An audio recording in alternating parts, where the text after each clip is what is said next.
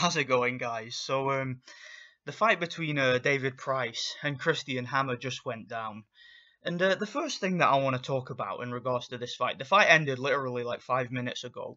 And the first thing I wanted to say is, it is crazy how Christian Hammer, he didn't even come to fight. Like literally, I'm being honest here. He showed up to be a sparring partner for David Price. This was supposed to be an easy fight, a walkover, a fight that would take Price a few rounds and then he would take this guy out. And that was exactly how Hammer was fighting. There was no pressure from Hammer despite being the smaller guy, despite knowing the kind of opponent he has in front of him.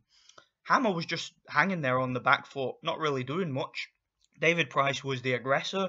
He was throwing many more punches. David Price was letting his jab go. He was trying to work on things. He had a very effective right uppercut.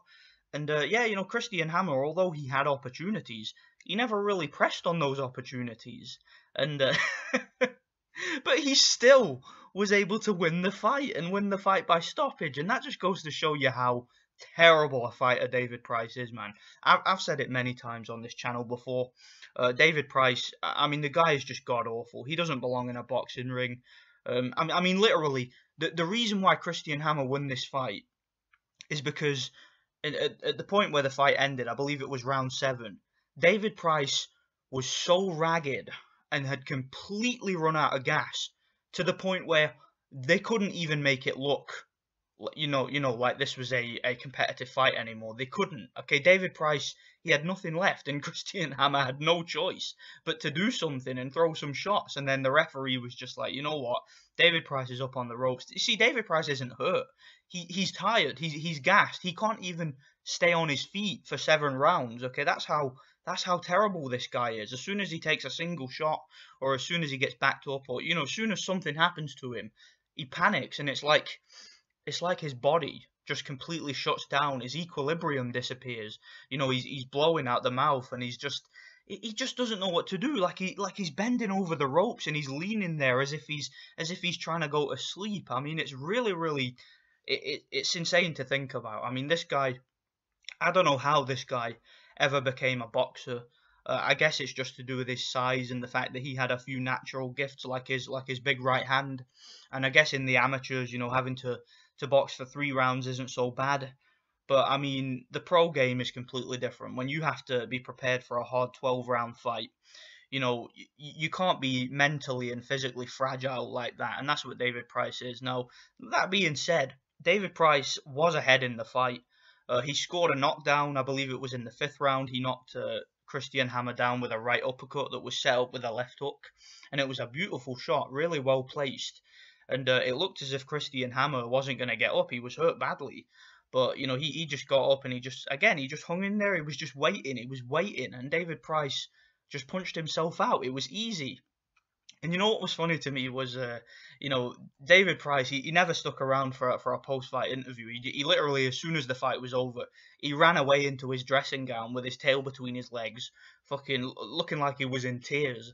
And you know what? It's like he couldn't think of an excuse, because one thing I've talked about in the past about David Price is every time he loses, there's always an excuse. Okay, he's always got an excuse. He's always blaming PEDs and shit like that, because Tony Thompson had a diuretic in his system or something like that when he beat Price the 2nd time. And of course, we know what happened with Erkan Tepe. It was controversial, that drug test was, which is why the charges were actually dropped. I'm not going to get into that here, maybe do a separate video, but yeah, the whole Erkan Tepe situation was just strange, it really was. So at least with those fights, David Price was able to tell himself, oh yeah, I lost, I got knocked the fuck out, but he was able to say to himself, if those guys weren't on PEDs, I would have won, which is of course nonsense. I mean, Erkan Tepe and Tony Thompson, they would beat David Price on any day, okay, because they're just better fighters, tougher, better stamina, more durable. David Price just doesn't have any of that, okay? There's no durability with this guy whatsoever.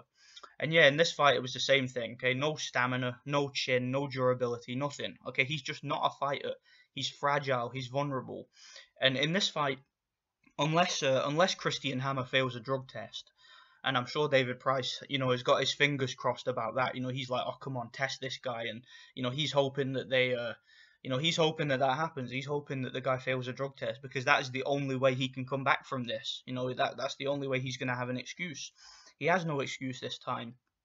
So yeah, you know, what's weird about this is Christian Hammer on that awful performance. And let's be honest, it was an awful performance. Okay, he was crap in there. Okay, I didn't see anything from Christian Hammer that showed me that he's a legitimate heavyweight contender. Okay, he's not. He's basically just a a gatekeeper in the heavyweight division. That's all he is. So you know, we can expect to see Christian Hammer as a future opponent for Joseph Parker or Anthony Joshua or Deontay Wilder. One of these title holders, they'll definitely be looking at Christian Hammer as an optional title defense, or perhaps a mandatory, because he's actually the WBO European champion. So, you know, perhaps he'll be the WBO mandatory soon. And in fact, the WBO, in regards to them, Joseph Parker, I hear, is going to be defending his title against Hughie Fury in April, so that's an interesting one there that I'll make a video for. But yeah, in regards to David Price, just retire, man. Hang up the gloves, okay? Boxing isn't for you. Stop making excuses. Stop talking shit. Stop trying to take your high horse and saying that, oh, you would have won all those fights if those guys never tested positive. Just drop the act, okay? We all know that you're not a good fighter, okay? You're a fragile fighter. You don't belong in the ring. And it's time to hang up the gloves, okay? Just retire. So anyway, let me know what you guys think, and thanks for watching.